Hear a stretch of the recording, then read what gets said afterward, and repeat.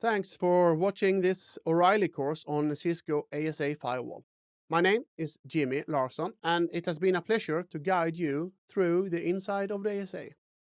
You have not learned all there is to know about the ASA, but enough to get started. You have learned to set up a firewall out of the box and configure it to forward and filter traffic. You have also learned how to configure the AnyConnect VPN client solution that is my absolute favorite. After that, you learned how to set up IPsec LAN-to-LAN VPN, and finally, I have guided you through a few troubleshooting tools and advanced topics of the firewall that can become handy in some situations.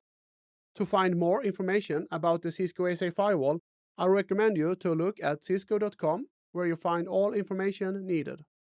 The installation, setup, and user guides for the firewall are complete, accurate, and a good read. I also recommend you to keep an eye on my website, net0.net, where I try to write about the latest findings around the Cisco ASA firewall. Finally, I of course recommend you to keep an eye for upcoming courses here on O'Reilly. Thanks again for watching and have a nice day.